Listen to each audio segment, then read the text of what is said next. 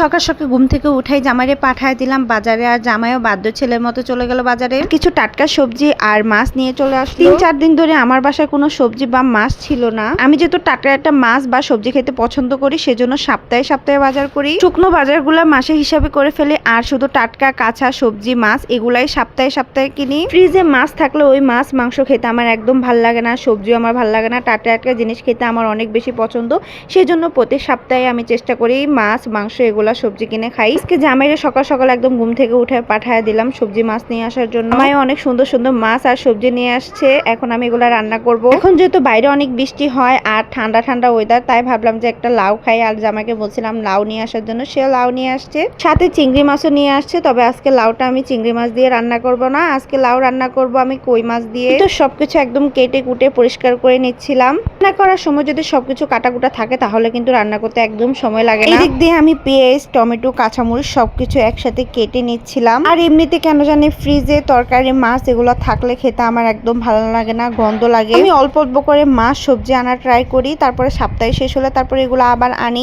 টাটকা একটা শাক সবজি মাছ খাওয়ার মজাই কিন্তু আলাদা। ফ্রিজে রাখলে কিন্তু এগুলো স্বাদ নষ্ট হয়ে যায়, তাই ফ্রিজের জিনিস খেয়েও মজা পাওয়া যায় না। আর আমার বাসার নিচে যত সবকিছু পাওয়া যায় তাই টাটকা কিনে খাওয়াই ভালো, তাই আর ফ্রিজে রাখি না। যাই হোক, দেখো এখানে আমার সবকিছু কাটাকুটা শেষ। তারপরে এখন আমি এই যে টাটকা মাছ নিয়ে নিব। এই মাছটাও কিন্তু একদম জ্যান্ত ছিল, আর আমি মাছটাকে একদম সুন্দর করে কেটে পরিষ্কার করে নিয়েছি। এখন রান্না করব। টাটকা একটা মাছ খাওয়ার মজাই কিন্তু আলাদা। আমি এই মাছটা একদম ভাজি করব, এই ভুনা ভুনা যেটাকে বলে পেঁয়াজ টমেটো মরিচ দিয়ে। তো মাছটা যখন লাল লাল হয়ে যাবে উঠিয়ে তারপরে এখানে পেঁয়াজ টমেটো কাঁচা মরিচ সবকিছু আমি দিয়ে দিব। মানে মাছ যেভাবে ভাজি করে হলুদের গুঁড়া মরিচের গুঁড়া লবণ আদা রসুন বাটা সবকিছু দিয়ে ভালো করে আমি কিছুক্ষণ কষিয়ে নিব। তারপরে এই যে ভাজা মাছগুলো এখন আমি দিয়ে দিব। আমাদের বাসায় কিন্তু পেঁয়াজ মরিচ ভিজা ভিজা রাখলে ওই রকম মাছ খেতে কেউ পছন্দ করে না, একটু শুকনা শুকনা ভাজা হলে ওই মাছ খেতে সবাই পছন্দ করো।